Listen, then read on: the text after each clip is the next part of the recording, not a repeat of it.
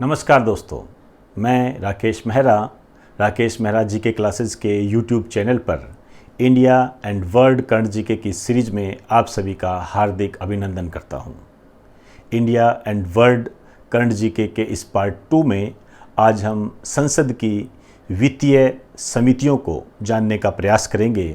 ये वित्तीय समितियां हाल फिलहाल इस कारण से चर्चा में है क्योंकि लोक लेखा समिति, प्राक्कलन समिति और लोक उद्यम समिति, जिनको आप कह सकते हो PAC, EC एंड COPU, इनके अध्यक्ष चुने गए हैं। हालांकि ये अध्यक्ष पिछली बार भी यही थे, इन्हीं को ही आगे बढ़ाया गया है। जैसे श्रीमती मीनाक्षी लेखी, इनको लोक लेखा समिति का अध्यक्ष बनाया गया है। गिरीश जी बापट को प्राक्कलन समिति का अध्यक्ष बनाया गया है और अधीर रंजन चौधरी जी को लोक लेखा समिति का अध्यक्ष बनाया गया है। ये पहले भी यही थे और अभी 2020 में इनकी नियुक्ति हुई है। इन पर और किस तरीके से क्वेश्चन बन सकते हैं, तो हमें इसके लिए पूरी संसद की जो समितियां होती है, जो वित्तीय समितियां होती है, उसको हमें डिटेल के साथ करना पड़ेगा। और पुराने पेपर जब देखते हैं तो इसकी डिटेल में से काफ़ी क्वेश्चन आए हुए हैं। तो ये वीडियो आपको कैसा लगता है? यदि आपको ये अच्छा लगता है तो आप इसे शेयर करें, सब्सक्राइब करें और लाइक करें। इसके अलावा अपने दोस्तों को भी बताएं ताकि वो भी इन जो महत्वपूर्ण मुद्दे हैं उनको जान सके और जीके में जो भी भटकाव की स्थितियों को वो अनुभव करते हैं, हो सके तो उनकी वो दूर हो सके। इसके अलावा डिस्क्रिप्शन में PDF से संबंधित टेलीग्राम का एक लिंक दिया गया है जिसमें इंस्टीट्यूट से संबंधित कुछ सूचनाएं होती है, आप उसको डाउनलोड कर सकते हो। इसके अलावा ऐप का लिंक दिया गया है जिसके माध्यम से आप स्टैटिक जीके एक सिस्टमेटिक रूप में प्राप्त कर सकते हो। इसके अलावा ऑनलाइन स्टडी मटेरियल के तहत जो जनरल जीके, जनरल साइंस और राजस्थान जीके का जो आपको मटेरियल उपलब्ध करवाया जा रहा है, उसको आप परचेज कर सकते हो। अभी हाल फिलहाल जो ऑनलाइन स्टडी मटेरियल है उस पर 28 जुलाई से लेकर 3 अगस्त तक एक ऑफ़र भी चला हुआ है। आप चाहो तो उस ऑफ़र का भी फ़ायदा उठा सकते हो। तो इस सूचना के बाद में अब मैं संसद की वित्तीय समितियों पर चर्चा करता हूं। पेज के बीच में लिखिए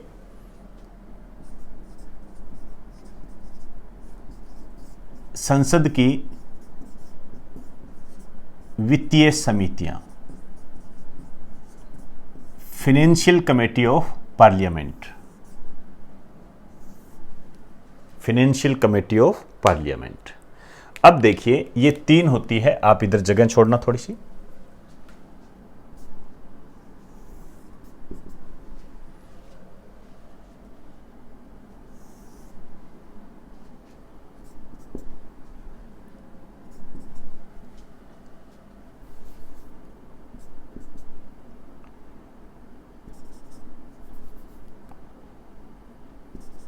लोक लेखा समिति,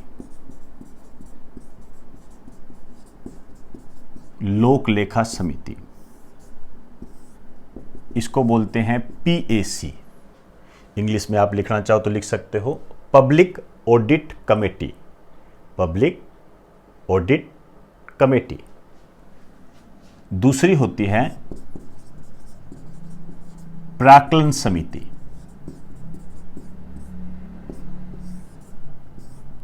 इसको कहते हैं EC। इंग्लिश में लिखना चाहो तो एस्टीमेट कमेटी, एस्टीमेट कमेटी बोलते हैं। तीसरी समिति होती है लोक उद्यम समिति। ये जो लोक उद्यम समिति है इसको कहते हैं कोपू, कोपू बोलते हैं। थोड़ा सा मैं बता देता हूं, इसको इंग्लिश में बोलते हैं कमेटी ऑन पब्लिक अंडरटेकिंग। कोपू का मतलब ये होता है। और प्राक्कलन समिति का मतलब होता है एस्टीमेट कमेटी, ये प्राक्कलन समिति होती है। इसके अलावा जो लोक लेखा समिति होती है इसे कहते हैं public audit committee, public audit committee होती है। पहले पॉइंट के तौर पर हम बात करेंगे गठन। इसका जो गठन हुआ था 1921 में हुआ था और ये गठन हुआ था भारत शासन अधिनियम 1919 के तहत, इंडिया रूल एक्ट 1919 के तहत हुआ था। 1921 में लोक लेखा समिति का गठन हुआ और जो ये भारत शासन अधिनियम 1919 है, इस पे एक बहुत ही शानदार क्वेश्चन बनता है कि मॉन्टेग्यू चेम्सफोर्ड सुधारों के नाम से किस अधिनियम को जाना जाता है। इसकी पूरी विस्तृत जानकारी हम नेशनल मूवमेंट में पढ़ेंगे। तो एक बार आप इतना ध्यान रख लीजिए, ये जो भारत शासन अधिनियम 1919 है, इसे मॉन्टेग्यू चेम्सफोर्ड सुधार के नाम से भी जाना जाता है, मॉन्टेग्यू चेम्सफोर्ड रिफॉर्म्स। इसी से मिलता जुलता एक क्वेश्चन और है, इसी का ही आप भाई कह सकते हो इसको, मोर्ले मिंटो सुधार। मोर्ले मिंटो सुधार जो है वो भारत शासन अधिनियम 1909 को कहा जाता है। वो भी अपने आप में एक महत्वपूर्ण स्थान रखता है आपके एग्जाम की दृष्टि से। तो दोनों का आप ध्यान रखें, हालांकि नेशनल मूवमेंट में पूर्ण रूप से इसको एक्सप्लेन करके पढ़ेंगे। प्राक्कलन समिति का जो गठन किया गया ये 1950 में हुई और लोकलेखा समिति का जो गठन किया गया ये 1964 में हुई और ये हुई कृष्णा मेनन समिति की सिफारिशों के आधार पर। ये जितनी भी जो समितियां होती हैं उस पर मैंने कई बार क्वेश्चन देखे हैं, आपसे पूछा जाता है कि लोक उद्यम समिति, कमेटी ऑन पब्लिक अंडरटेकिंग जो है वो उसका गठन किस समिति की सिफारिशों के आधार पर हुआ था, तो कृष्णा मेनन समिति। या पूछ लेता है कि कृष्णा मेनन समिति का संबंध किससे है, लोक उद्यम समिति से है और इंग्लिश में इसको बोलते हैं कमेटी ऑन पब्लिक अंडरटेकिंग, कोपू के नाम से भी इसको जाना जाता है। अब हम इसके दूसरे चरण पर चलते हैं। लिखिए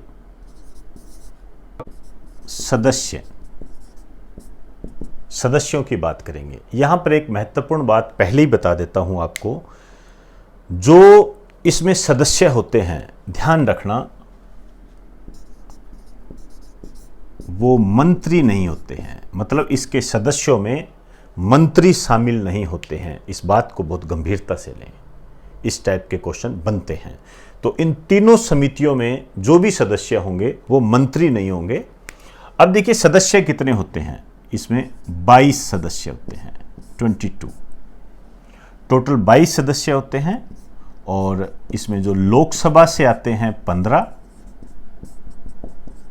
और राज्यसभा से आते हैं 7, तो ये 22 हो गए होंगे।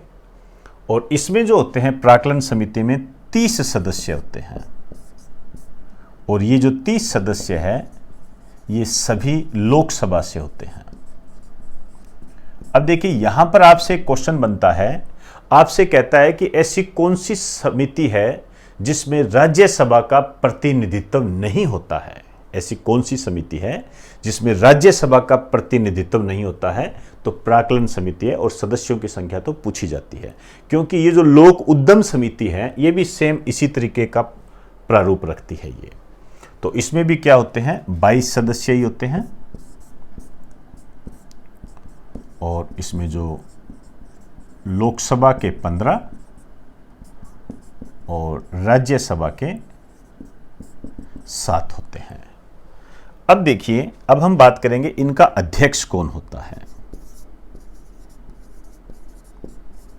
अध्यक्ष, अब देखिए ये जो अध्यक्ष होता है इसका कार्यकाल मैं आपको पहले ही बता दूं, इसका कार्यकाल होता है 1 वर्ष। इन सब का ही 1 वर्ष होता है, 1 वर्ष। इस समिति के अध्यक्ष का भी कार्यकाल 1 वर्ष होगा, इस समिति के अध्यक्ष का भी कार्यकाल 1 वर्ष होगा और इस समिति के अध्यक्ष का कार्यकाल भी 1 वर्ष होगा। ये ध्यान रखें। पूछ लेते हैं कि लोकलेखा समिति के अध्यक्ष का कार्यकाल कितना होता है। अब देखिए वर्तमान में कौन है ये है अधीर रंजन चौधरी, ये कांग्रेस के हैं, अधीर रंजन चौधरी है ये। और ये जो है 1 मई 2020 से है। ये लेटेस्ट न्यूज़ है, 1 मई 2020 से है ये। अब यहाँ पर मैं लोक लेखा समिति के संबंध में कुछ बातें करना चाहूँगा आपसे। तो आप ऐसे कीजिए, एक नोट डालिए पहले तो।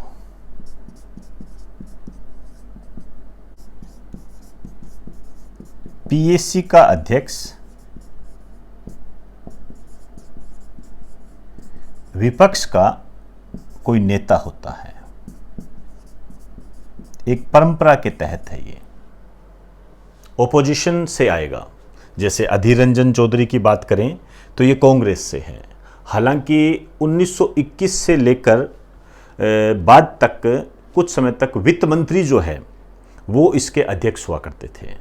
बाद में ये परंपरा बदल दी गई और विपक्ष के जो नेता होते हैं उनको पहली बार ये कहा गया कि भी आप नेता बनोगे यहाँ पर। और ये जो पहली बार किया गया था ये 1967-68 में पहली बार विपक्ष के किसी नेता को पीएससी का अध्यक्ष बनाया गया था। तो थोड़ा ध्यान रख लेना। हालांकि आपके इतने से भी काम चल जाएगा कि पीएससी का जो अध्यक्ष होता है वो विपक्ष का कोई नेता होता है, विपक्ष की तरफ से आता है, कार्यकाल उसका 1 वर्ष है और अधीर रंजन चौधरी वर्तमान में है। हालांकि ये पिछले साल भी थे, पिछले साल भी यही थे, मतलब इनको ही आगे पुनर्निर्वाचित कर दिया गया है, वापस इन्हीं को बना दिया गया है। प्राक्कलन समिति में आइए, गिरीश बालचंद्र बापट, ये भी क्या है 1 मई 2020 से है ये। यहां पर एक बात ध्यान रखना भाई, सिंपल सी बात है, सभी सदस्य लोकसभा के हैं, इसका मतलब ये लोकसभा से ही चुनकर आएगा, तो लोकसभा अध्यक्ष इसको नियुक्त कर देता है। लेकिन एक बात है जो आपको ध्यान रखनी है, लोकसभा जो उपाध्यक्ष होता है यदि वो प्राक्कलन समिति का सदस्य है, लोकसभा उपाध्यक्ष यदि प्राक्कलन समिति का सदस्य है तो वह स्वतः ही इस समिति का अध्यक्ष होता है, उसको अलग से बनाने की आवश्यकता नहीं होती है। लेकिन आप जानते हो कि वर्तमान में लोकसभा उपाध्यक्ष का पद रिक्त है, अपनों ने बात की थी। तो एक छोटा सा नोट डाल के यहां लिखिए,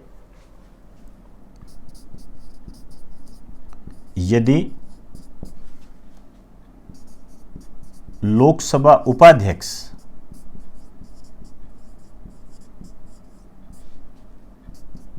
ईसी मतलब एस्टीमेट कमेटी, ईसी का सदस्य होता है तो वह स्वतः ही ईसी का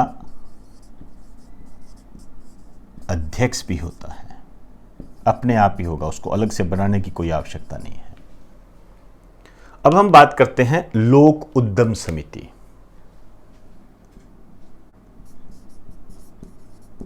श्रीमती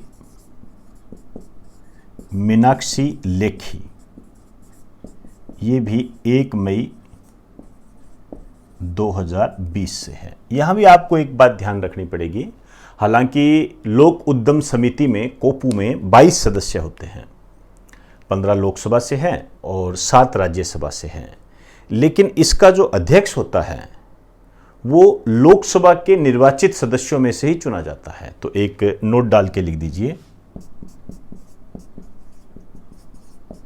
कोपू का अध्यक्ष लोकसभा के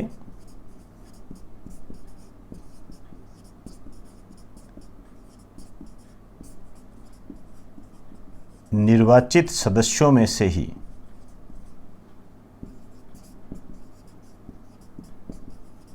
चुना जाता है, इनके निर्वाचित सदस्यों में से ही ये चुना जाता है, ये ध्यान रहे आप।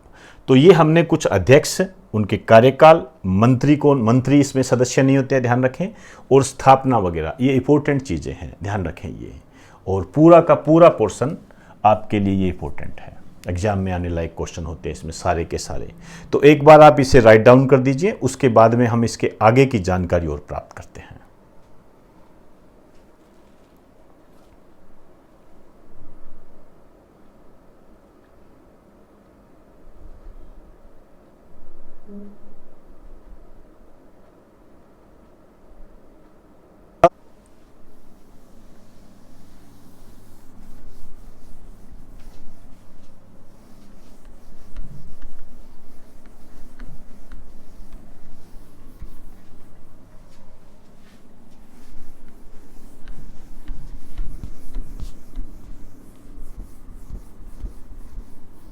आइए अब हम इसके कार्य की बात करेंगे, ध्यान से पढ़ना इसको।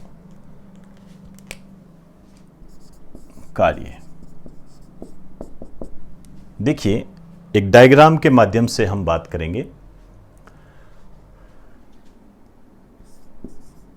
एक कैग होता है, करेंगे बात इसकी हम डिटेल से। Comptroller and auditor general of India. Comptroller note controller, comptroller and auditor general of India, Bharat का नियंत्रक व महालेखा परीक्षक। फुल डिटेल के साथ बात करेंगे हम इसकी, लेकिन फिलहाल इतना जान लीजिए कि भारत में जो वित्तीय स्थिति का जो लेखा जोखा होता है, उसका जो लेखांकन होता है, उसका जो लेखा परीक्षण होता है, ऑडिटिंग कह सकते हो आप इसको, उससे रिलेटेड होता है ये। तो ये भारत के लिए ऑडिट तैयार करता है, केंद्र से संबंधित जो ऑडिट रिपोर्ट तैयार करता है उससे रिलेटेड है। तो हम यहां बात करते हैं कि इसने क्या किया, अपनी जो ऑडिट रिपोर्ट है वो किसको देता है, ये राष्ट्रपति को। तो एक क्वेश्चन तो आपके यहां ये बन गया कि कैग अपनी रिपोर्ट किसे देता है। आते हैं ये क्वेश्चन कि कैग अपनी रिपोर्ट किसे देता है, राष्ट्रपति को देता है, ध्यान रखें ये। अब राष्ट्रपति इस रिपोर्ट का क्या करता है, राष्ट्रपति इसे संसद को देता है, पार्लियामेंट को देता है। कैग ने रिपोर्ट किसको दी, राष्ट्रपति को। ऑडिट रिपोर्ट है, भारत के लेखांकन से संबंधित है, ऑडिटिंग से। ऑडिट का मतलब आप भली भांति जानते हो, जहां पर वित्तीय स्थिति का लेखा जोखा होता है, ये राष्ट्रपति को देता है। और राष्ट्रपति क्या करता है, संसद को देता है। अब संसद क्या करती है, इसकी जांच करवाती है। संसद इसकी जांच करवाती है और जांच के तहत ये जांच किसको देती है, ये पीएससी को देती है, पीएससी को देती है। अब आई समझ में। तो आपकी किताबों में से लिखा होता है कि लोक लेखा समिति कैग की रिपोर्ट की जांच करती है, ऐसा लिखा होता है कि लोक लेखा समिति का काम क्या होता है, कि कैग के द्वारा दी जाने वाली रिपोर्ट की जांच करता है, जबकि उसका पूरा विवरण ये होता है। अब देखिए, ये जो पीएससी है ये जांच करते समय कैग से सलाह भी ले सकती है। इसी कारण से कैग को पीएससी का मित्र भी कहा जाता है। एक लाइन लिख दीजिए, ये कैग से सलाह भी ले सकती है।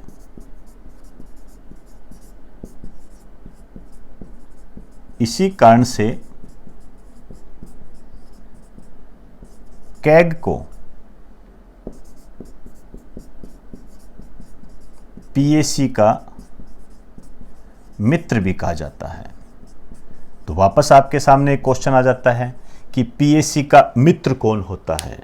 तो पीएससी का जो मित्र है ये होता है कैग। क्लियर हुई बात सारी। अब आइए, लोक उद्यम समिति की बात करूंगा। एक बार मैं प्राक्कलन समिति को छोड़कर चलता हूं। सेम यही प्रोसेस है। कैग है, ये अपनी रिपोर्ट देगा राष्ट्रपति को। सेम वही बात, राष्ट्रपति इस रिपोर्ट को भेजेगा संसद के पास और संसद इस रिपोर्ट की जांच के लिए इस कोपू को कहेगी, कमेटी ऑन पब्लिक अंडरटेकिंग पर कहेगी। सेम है, देख लीजिए। क्लियर। लेकिन अब अंतर कहां आ गया, बस अंतर इतना ही है कि यहां ये ऑडिट रिपोर्ट देता है, जबकि कैग की जो लोक उद्यम से संबंधित, जो पब्लिक अंडरटेकिंग से संबंधित जो रिपोर्ट होती है, उसकी जांच के लिए ये अलग ही समिति है। तो यहां पर आप लिख दीजिए भी रिपोर्ट कौन सी, लोक उद्यम। लोक उद्यम मतलब पब्लिक अंडरटेकिंग से संबंधित रिपोर्ट। तो लोक उद्यम से संबंधित रिपोर्ट कैग राष्ट्रपति को देगा, राष्ट्रपति संसद में देगा और संसद इसकी जांच के लिए कोपू को कहेगा। और जो ऑडिट रिपोर्ट है राष्ट्रपति को देगा, संसद में देगा राष्ट्रपति, और संसद उसकी जांच के लिए पीएससी को कहेगी। तो ये दो काम आपने ध्यान रखने हैं। अब देखिए, मैं थोड़ी सी बात करना चाहूंगा, ये लोक उद्यम क्या होता है। क्लियर, लोक उद्यम क्या होते हैं। तो एक छोटा सा नोट डाल के लिख दीजिए यहां पर, ऐसे उद्यम जिसमें सरकार का पैसा लगा होता है, आप पूंजी भी कह सकते हो, मतलब जिसमें गवर्नमेंट की पूंजी लगी होती है, गवर्नमेंट की कैपिटल लगी होती है। सरकार के कर्मचारी होते हैं, कर्मचारी भी किसके होंगे, सरकार के, और सरकार को ही लाभ या हानि होती है।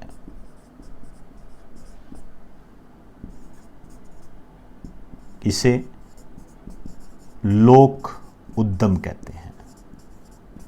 बहुत सिंपल डेफिनेशन है। सरकार चलाती है जिसे, वो लोक उद्यम है। आप कह सकते हो, एक एग्जांपल देना चाहूं तो जैसे HPCL, Hindustan petroleum corporation limited. आइए, तो दोनों मिलते जुलते हो गए, लेकिन अंतर है, ध्यान रखना, और इन्हीं अंतरों की तरफ एग्जामिनर का ध्यान जाता है। अब आ जाइए, अब हम बात करेंगे प्राक्कलन समिति का काम क्या होता है। देखिए,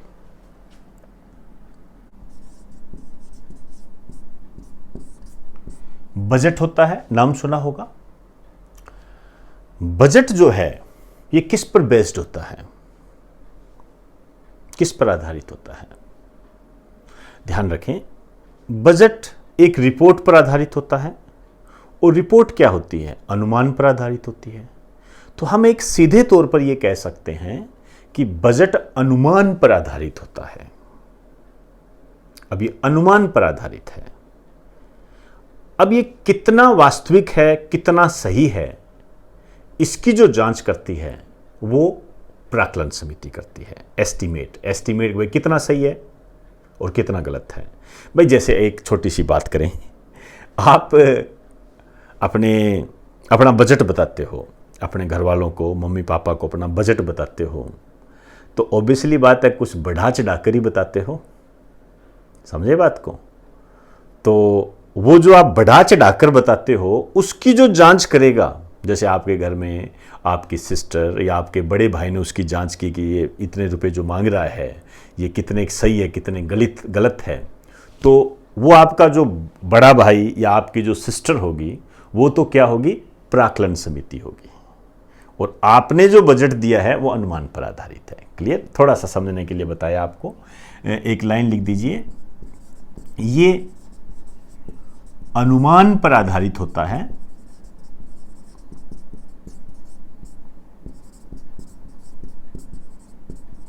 जिसे बढ़ा चढ़ाकर लिखा जाता है।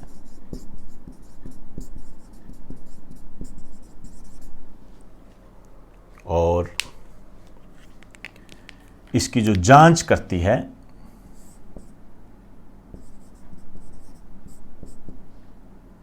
ईसी, क्या जांच करती है, यह जांच करती है कि बजट वास्तविकता के कितना निकट है। तो ईसी का काम यह होता है कि बजट की जांच करना, जो कि अनुमान पर आधारित होता है और बढ़ा चढ़ाकर लिखा जाता है। तो ये बातें हमने इन वित्तीय समितियों के बारे में की। ये पूरा का पूरा टॉपिक आपके लिए मोस्ट इंपॉर्टेंट है, ध्यान रखें ये। तो एक बार आप इसे राइट डाउन कर लीजिए।